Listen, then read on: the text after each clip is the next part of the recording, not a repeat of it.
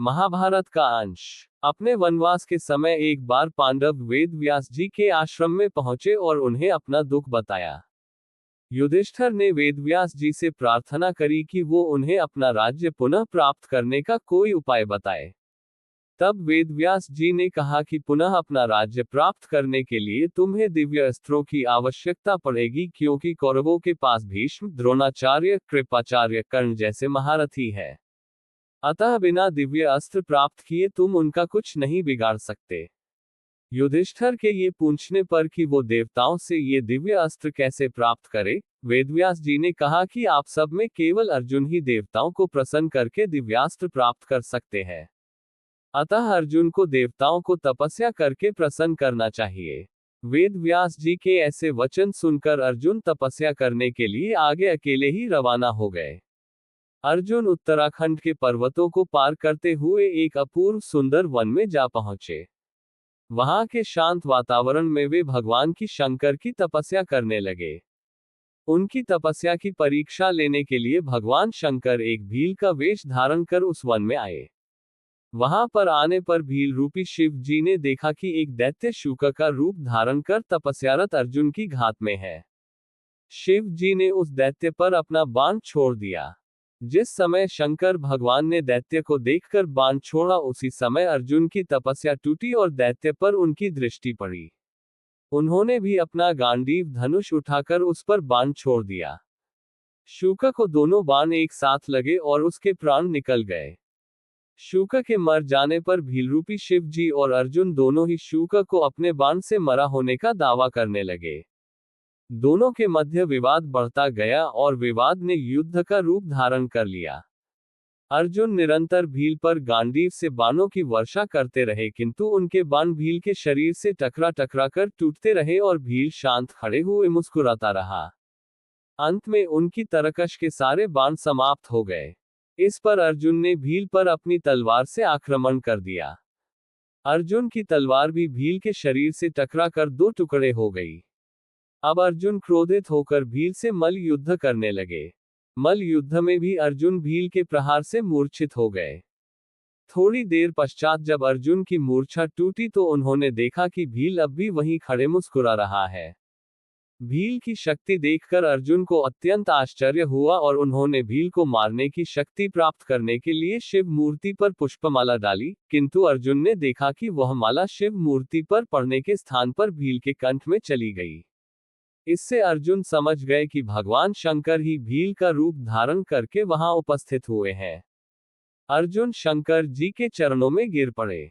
भगवान शंकर ने अपना असली रूप धारण कर लिया और अर्जुन से कहा, हे अर्जुन, मैं तुम्हारी तपस्या और पराक्रम से अति प्रसन्न हूं और तुम्हें पशुपत्यास्त्र प्रदान करता हूं। भगवान शंकर अर्जुन को पशुपत्यास्त्र प्रदान कर अंतर्ध्यान हो गए। उसके पश्चात वहां पर वरुण, यम, कुबेर, गंधर्व और इंद्र अपने अपने वाहनों पर सवार होकर आ गए। अर्जुन ने सभी देवताओं की विधिवत पूजा की। ये देखकर यमराज ने कहा, अर्जुन, तुम नर के अवतार हो तथा श्री कृष्ण नारायण के अवतार हैं। तुम दोनों मिलकर अब पृथ्वी का भार हल्का करो। इस प्रकार सभी देवताओं ने अर्जुन को आशीर्वाद और विभिन्न प्रकार के दिव्य एवं अलौकिक अस्त्र शस्त्र प्रदान कर अपने अपने लोकों को चले गए।